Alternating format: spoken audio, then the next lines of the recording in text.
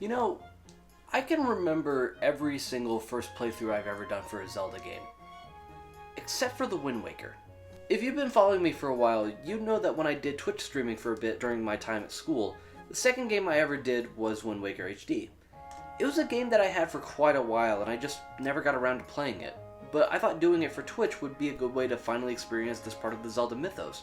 But I don't really remember much about that first playthrough aside from lots of sailing and some funny ass facial expressions. I think I peed a little. Although I do recall saying at the end of the stream that I'd still say that the game was good.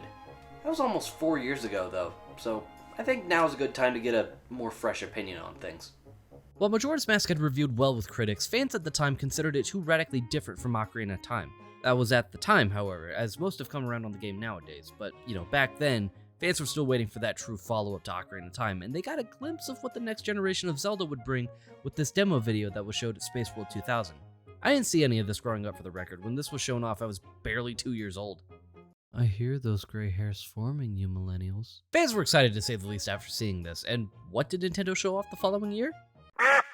What the hell is this? Yeah, it was a bit of a shift compared to what came beforehand. For the next game in the series, Nintendo had believed that they had exhausted its ideas for the Ocarina of Time style and format, and the whole new art style was made the basis for the next project after Yoshiki Haruhana made a cartoonish drawing of Link.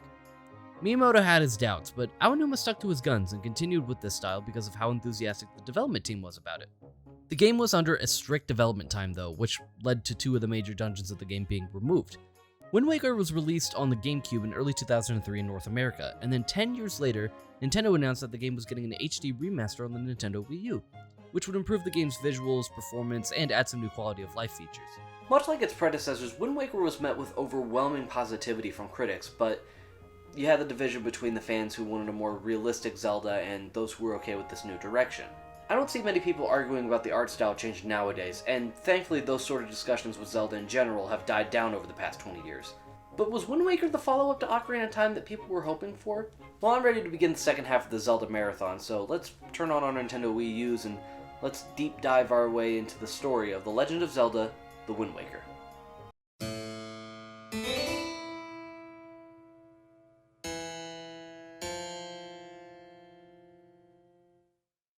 Much like Majora's Mask, Wind Waker is set after the events of Ocarina of Time. Once more from the top, Link defeated Ganon and with the help of the sages, Zelda stilled Ganondorf in the confines of the Sacred Realm, and then returned Link back to the past, leaving the current time period without a hero. Ganon eventually managed to break out, and since the world was left without a hero to save the day, the people of Hyrule went with Plan B and began praying to the goddesses to save them from this ancient evil. And what was their response? Yeah, the gods just kind of said fuck it and flooded the whole world. I mean, was there really not any other options to keep Ganondorf from obtaining the Triforce and ruling the kingdom? I hate to imagine what it was like to see giant pillars of water coming down from the sky. Generations have passed since then, and now when young men are of the right age, they are taught the way of the sword in hopes of becoming the next hero of time. But for one boy on Outset Island, it's not exactly something he's excited about. Our latest version of Link is celebrating his birthday, and after dressing in appropriate attire for his tradition, finds a large bird flying over the island with a young woman trapped in its claws, followed by a gang of pirates trying to shoot the bird down. The bird drops the girl into the forest, and using a sword gifted to him by the local old bastard, Link makes his way up to find the young girl Tetra. She immediately heads off to give the bird what for after her rescue, but during a return trip, the bird kidnaps Link's younger sister Errol instead. Link insists on going with the pirates to save his sister, and together they head to the mysterious Forsaken Fortress, the bird's base of operations. With a less than stealthy entrance, Link makes his way to the holding cell where he finds his sister free of harm. Before the reunion, though, Link is apprehended by the bird, and through the orders of its master, Link is left for dead in the ocean. He thankfully is rescued by this talking boat, who introduces himself as the King of Red Lions. He wishes to help Link save his sister, and also requests his help in stopping the returning Ganondorf, who has managed to escape from under the sea. To do so, Link needs to travel across the Great Sea in search of the 3 Goddess Orbs to prove his worth and grant him access to the Tower of the Gods. Link sets out first for Dragon Roost Island, home of the Rito tribe, who were evolved versions of the Zora. At first I thought it was stupid that the tribe who could live underwater would be the ones to evolve and live above it, but I imagine the goddesses wouldn't want them snooping around the waters below, so surprise bitch, now you got wings. Then Link heads over to the Forest Haven to meet with the Koroks, who are actually transformed versions of the Kokiri from Ocarina of Time. Sure, humanoid children to live in cardboard, that works out. Link eventually ends up back on Outset Island to receive the Pearl of Wisdom from the water spirit Jaboon after its sanctuary was attacked by Ganondorf, and afterwards he makes his way to the Tower of the Gods to prove his worth and is granted access to the world below. With the king's guidance, Link enters into the mysterious castle and eventually finds the Master Sword, the blade that looks a bit off. Weird. But I'm sure it'll be fine. The king and Link return to the Forsaken Fortress to take down Ganondorf, but by pulling the Master Sword, it actually gave Ganondorf all of his powers back. Son of a bitch. With assistance from Tetra, the Rito, and the Dragon Roost Guardian Valoo, Link makes his way back to Hyrule Castle, where the King of Red Lions reveals himself as the long-lost monarch King Daphne Snow Hansen Hyrule. He explains that when Ganondorf attacked, the goddesses sealed Ganondorf and Hyrule away, but allowed some denizens of the land to escape to the mountaintops that would eventually become the islands of the Great Sea, so that Ganondorf's wish of Hyrule's destruction wouldn't technically come to pass. He also reveals that Tetra is actually Princess Zelda, whose ancestors were sent up to the surface world with part of the Triforce of Wisdom as one of the many contingencies put in place to prevent Ganondorf from attaining the Triforce. The king and Link hide Zelda in the basement of the castle and return to the surface world, where the king reveals to Link that due to Ganondorf killing the sages of Earth and Wind, the Master Sword has lost its power to repel evil, so Link sets out to bring the descendants of the sages, Medli of the Rito and Makar of the Koroks, to bless the sacred blade and restore its power. So with the blade complete, Link sets his eyes to the open seas in search of the Triforce of Courage, which was split into 8 pieces and scattered across the ocean. Link sets out to recomplete it and once again proves his worth to the goddesses, only to return to Hyrule Castle to find Zelda kidnapped and taken to Ganon's Tower. Fuck! So Link ventures to Ganon's Tower and begins a mighty showdown with the King of Evil. Ganondorf overpowers Link though and combines all 3 pieces of the Triforce to wish for Hyrule to be unflooded and given to him to rule. Before the wish can be made, however, the King of Hyrule places his hand on it first, says "Get fucked dickface," wishes for the kingdom to be permanently washed away, and Ganondorf becomes very, very angry. So in one last confrontation, Link and Zelda team up to end Ganondorf for good, with Link ending the battle by slamming the Master Sword into his fucking skull, finishing the King of Evil. This one anyway. Link and Zelda return to the surface world, with the King of Hyrule passing on with his kingdom. And with the pirates at their side, Link and Tetra set out to find a new land to make their new kingdom, ending Wind Waker. I think the story is pretty good, honestly. It's got about everything you expect for your standard Zelda story, but now it's on the water this time. You got Link, you got Zelda, you got Ganondorf, and you got the Triforce. It's very serviceable. It's not without its snags, though, and my main issue with the story is centered around Tetra. She's initially not aware of being Princess Zelda and is pretty badass as a captain of the pirate crew. She's determined, and she has an attitude, and I like that about her. And then she kinda doesn't do anything when donning the pink dress. It's more disappointing to me than Sheik and Ocarina of Time, which is weird considering they already did something like this before, and while it is a bit different from then, it's still not pushed to a potential where it could be. I also wish we saw more of the kingdom before the flood. I don't know, maybe if we saw more of what happened to Zelda after Ocarina of Time, or if we saw some things that were happening with the people right before the flood happened, or even if we saw their journey to the mountaintops, or the confrontation between the king and Ganondorf right before the world flooded. It would have made a bigger splash on the narrative, pardon the wordplay. Other than that, it's good. This game made me really like Ganondorf as a villain. You get to see how cunning and strategic he is this time around. He displays a great amount of dominance whenever he's on screen, and the story does a great job making him out to be a threatening adversary for Link. There was even a brief moment where I was a bit sympathetic towards him during his big speech before the final battle. Shit like that makes a villain's impression stay with you, man. I also think what helps in the story's effectiveness is its presentation, concerning its cutscenes. This was already an improvement made in Majora's Mask, but it's ramped up significantly for Wind Waker.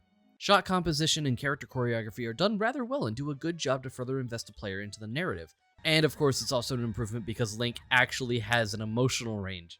You'd be surprised how much more you can enjoy a character when they actually react to the things that are happening around them. This version of Link is extremely expressive, and he's an absolute dork. I love this version of Link. You need a solid reason? Watch the barrel sequence.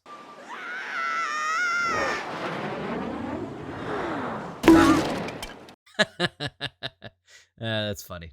Anytime that Link was on screen, my eyes were just glued to him. I wanted to see more of what this kid would get up to, and he makes his journey, as conventional as it is, a bit more enjoyable. Alright, let's dry off a bit and sail over to the gameplay. No, I will not stop making water puns, thank you very much. The basic structure of Wind Waker isn't too far off from what previous games have done, but now Link's control has been significantly improved. He doesn't feel anywhere near as stiff as previously, and I didn't find myself missing jumps as much as last time. Combat is around the same, but Link can now parry some attacks when timing a prompt just right. Whether it's doing this jumping slash to expose weak points, or circling around your opponent and giving a big ol' slash to an enemy's spinal cord, it's all satisfying. Sometimes though, I'd hit the button and then the counter wouldn't come out, but I did find this ability saving my life more times than it hindered it. Collecting some of these Knight's Crests can also net Link this new Hurricane Spin attack. I didn't find myself using it too much, but it's great to use for smaller fodder and a boss later on down the road. Link can now also grab some weapons like Deku Sticks or enemy weapons like swords and spears to use against opponents. You don't get to do it too often, but it's satisfying whacking someone with their own beating stick. Uh-oh. Your arsenal isn't as big as Ocarina and Majora, but it's not as small as Link's Awakening, and your items still get plenty of uses throughout your adventure. I like using the new grappling hook to jump across pits, and you can even use it to steal materials from enemies like Choo Choo Jelly or Joy Pendants. The Deku Leaf is great too, not only for gliding across areas where you can't use the grapple hook, but it can also be effective in combat. I wish it got used more, but I'm a big fan of the Skull Hammer you get in the Forbidden Fortress.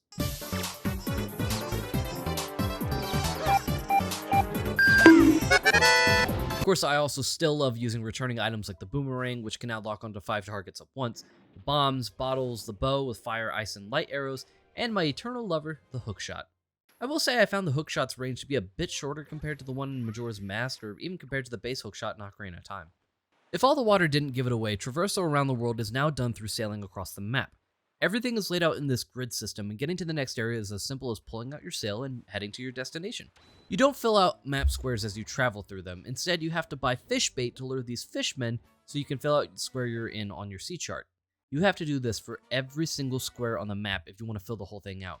Spoiler alert, you never need to fill out the map, so what's the point of this system? Why can't the map update on its own as I go through it? It's just something that was a constant pace breaker as I went through the game, and that isn't going to be the first time I say that.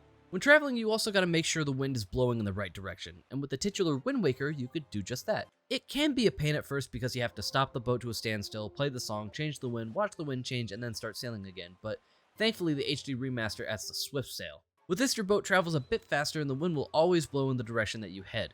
To hop back to the Wind Waker real quick, despite the fact that it's in the damn title, it doesn't really have as much impact as the Ocarina of Time did. It's also not as fun to use since you're actually playing on time signatures instead of just needing to do the inputs. And while Wind Waker HD changed things to where you're not watching Link play a song a second time after doing the inputs for the first time, the moments that you do have to pull it out and conduct begin to add up, and I felt that a lot, especially during the last 2 dungeons of the game, but I'll get to those in a bit. Even with the Swift Sail cutting time down on sailing, I still don't really like it. I don't find it as engaging as riding on horseback in Ocarina and Majora, and the sea isn't as interesting to look at as Hyrule or Termina. Let me try to explain what I mean. Here's horseback riding. Come on, Pono, we got shit to do. There's plenty of places to go. Look here, I see the mountains and the deserts in the distance. Yeah, jumping over fences is so badass. And here's sailing. Adventure. Now don't get me wrong, there are plenty of islands scattered around that you'll explore in due time, but when you're not exploring these or doing story bits and dungeons, you're on the water, going where the wind guides you. The map is way too big. There's too much water in this game, straight up. If there wasn't as much sailing in between objectives, I think I wouldn't have minded it overall, but I'm sure 50% of my adventure was on the open waves. And to be fair, a big part of the reason for that was because of how some treasures are handled this time around. Throughout the game, you collect a lot of these sea charts that reveal the location of underwater chests around the Great Sea. Once you open the charts, you then gotta sail to the island marked on the chart, and then get next to the glowy spot and bring it up from the bottom. The problem is the spot goes away when you get close to it, so you gotta finagle the boat in the rough area to get the chest. Most of the time, it's rupees you're getting, but you're also getting a majority of the heart pieces from these chests too. Charts in general are just completely unnecessary. It's an extra step for overworld chests. If I ever find one of these lying around again, I swear to fucking God, I will stop being so polite. Get the fuck out of my sight before I demolish you. Another reason my time on the sea was extended was because of the game's side quests, which I found a lot of them to be either tedious or not very interesting. I'm gonna be blunt here, I think these are the low point for side quests in Zelda. At least so far. I'm saying that now without playing most of the handheld games for the record. This trading side quest is just awful. You have to sail around to these 3 different Goron merchants to trade different types of flowers and statues and other shit to eventually get all of them to share their wares with you on the shop in Windfall. Unless you're using a guide, you're not going to know which items to trade with which merchants. The reward isn't even worth it, honestly. You get this magic armor that consumes rupees whenever you get hit, which isn't a problem because the game is even easier to get rupees in compared to Majora's Mask. Wind Waker is already an easy enough game as it is. I didn't find the overall experience too challenging, and aside from 1 or 2 times early on in the game because of carelessness, I never got below 5 hearts. You can take this Choo Choo Jelly dropped by Choo Choos to craft certain potions, so not only do you have easy access to red, green, and blue potions like previously, but near the halfway point you can get access to Grandma's Soup, which refills your health and magic, and doubles attack power until you get hit. There are also 2 helpings inside the bottle. You gotta snap your grandmother out of this trance first, though. Don't go and leave your poor old grandma all alone to fend for herself as she lies here and dies from loneliness and overbearing guilt that she let her grandson sail off to die to a choo-choo. Shut up, Grandma! Drink your prune juice! But when you're not sailing or exploring the islands around, you're spending your time in dungeons. Setup is again as expected, but these labyrinths also don't have anything special to differentiate themselves from previous dungeons in the series. There's also only 5 of them in the game, which I know I'm going to get called out about complaining about it considering that Majora's Mask had 4, but Majora's Mask also felt designed around having only 4 dungeons. The dungeons in Wind Waker feel like they don't have as big of importance. I do like Dragon Roost Cavern though, this is a nice first dungeon. It's weird starting with the fire dungeon instead of the forest one, but it makes great use of the grapple hook. The Forbidden Woods are okay. I like the layout, but the puzzles are a little generic for my taste. My favorite dungeon in the game is the Tower of the Gods. I like the puzzles and platforming here, and of course I'm going to have favoritism towards the dungeon that gives me the bow. There is a mechanic in this dungeon that gets introduced via the command melody that lets you take controls of any companions that follow you around in a dungeon. I like the mechanic for the Tower of the Gods, but they also use it for the Earth Temple and the Wind Temple, which kind of makes the final 3 dungeons blend in with each other for me. The Earth Temple isn't anything stellar, it's more light reflecting puzzles like the Spirit Temple, but this puzzle right here takes for fucking ever. This is also the dungeon with... This bodes unwell. Oh, it's a Redead. Don't worry, I got something for you, asshole. Vaya con Dios. Oh no. Oh dear God! Please stop, I'm very uncomfortable! The Wind Temple is just dull. Aside from the springs and the fact that you get the hookshot here, it's just kind of bland. I mean, I'll give props to the game for actually using the Iron Boots in a somewhat creative way, but Makar being here makes things a bit better. Isn't that right, you adorable little twig, you? Ganon's Tower was disappointing, honestly. It's just a standard boss rush with a ho-hum rematch with Phantom Ganon. I was laughing my ass off when the game practically showed me how to complete a certain puzzle, and I want to take a wild guess and say it wasn't supposed to be humorous. And the bosses aren't anything to write home about, and oddly enough, they don't have intros to show their names anymore. That's a weird omission. Goma was only annoying when trying to swing from Valu's tail, but once his armor breaks, it goes down in less than a minute. Kelly Deimos went down in almost 30 seconds, so it didn't even leave much of an impact. Godon is the classic weak point on my hands boss that was heavily prevalent in Nintendo games around this time. The Helmerot King was probably the hardest boss up until that point in the game, and even he wasn't anything special. Jalhala was unique enough, and I do like using the Hurricane Spin on the little Jalhalas. Moljera I like for the music alone, but the smaller worms tend to get in the way a lot, and it drags the fight out longer than it needs to. Phantom Ganon's first encounter is a piece of cake, and his second one isn't anything special either. The best fight in the game is with Ganondorf, but I don't know if I'd say it's one of Zelda's best. Climatic for sure, but Zelda's had better final bosses. Like I mentioned earlier, Wind Waker had an intense development cycle, so a lot of things had to be cut to make the deadline, and you can really tell at times. There only being 5 dungeons in the game was already one giveaway. At the beginning of the game, you go through 2 dungeons to get 2 of the Goddess Pearls, but you get the 3rd one from just talking to Jaboon, and without any build up to it, it didn't feel very earned. You go through the Forbidden Fortress twice, and it's technically considered a dungeon since there's a dungeon map, compass, dungeon item, and a heart container at the end of it. But if you want the ultimate example of the lack of content, then you can look straight at the fucking Triforce Hunt. First of all, I want to give a big thank you to, I shit you not, Kung Fu Panda 3 for getting me through the Triforce Hunt. This is without a doubt the worst thing I've ever had to do for a Zelda game. And it was even worse in the GameCube version. You could only discover the pieces of the Triforce through these Triforce charts, but you couldn't open them up and use them like any other chart because you can't understand the language.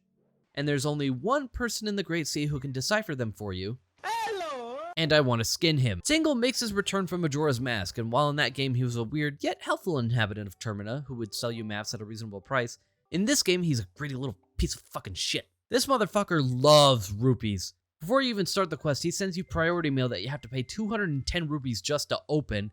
And if you want your Triforce charts deciphered, then he'll do it for the small price of 398 rupees? That's per chart. Hold on a moment.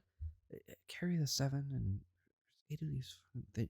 So if you wanted to get all 8 charts deciphered, you had to pay him 3,154 rupees. Yeah, because that's something I wanted, a fucking in-game paywall. This is the sole reason why you should only play the Wii U version. Most of the challenges to get the charts in the original game will now just straight up give you a piece of the Triforce in the HD remaster. You'd only have to end up paying Tingle for 3 of the 8 Triforce charts. And to think this could have been even worse! In the Japanese version of the game, you had to find charts, to find charts, to find the Triforce chart, to find one of the shards. Yeah, let's be thankful here. I already wasn't the biggest fan of sailing in this game, but this stupid quest pushed me overboard. This brought the endgame to a screeching halt. There were multiple times that I wanted to stop playing for the day when going through the game, but the Triforce quest takes the cake for being exhausting. Okay, here's a glowy spot. Please be the Triforce piece. Please be the Triforce piece.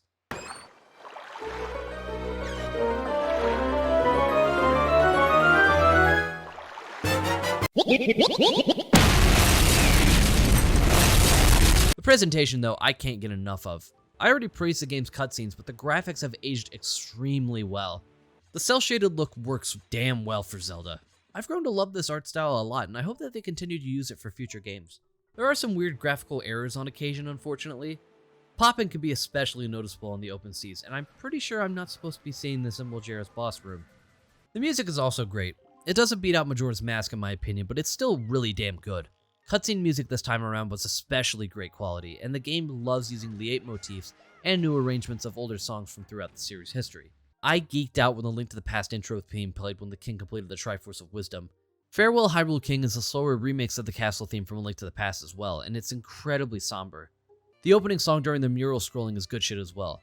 As far as the actual music in the game, Outset Island, Windfall Island, Dragon Roost Island, the Forest Haven, the Great Sea theme, the mini-boss theme, and quite a number of other tracks are all great listens. I'm gonna give the Wii U version shit for taking out the bassline of Dragon Roost Island though. Assholes. Wind Waker, if I had to describe it in one word, it would be exhausting.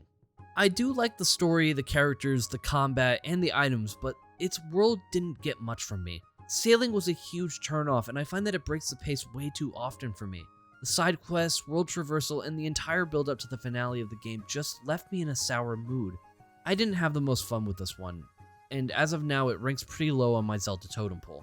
Please do not mistake my criticism for me calling this game bad. I think it's far from it. But I've accepted this is a Zelda game that's not for me, and one that I don't feel any desire to return to in the future. I will, however, still recommend it to anyone looking to get into 3D Zelda.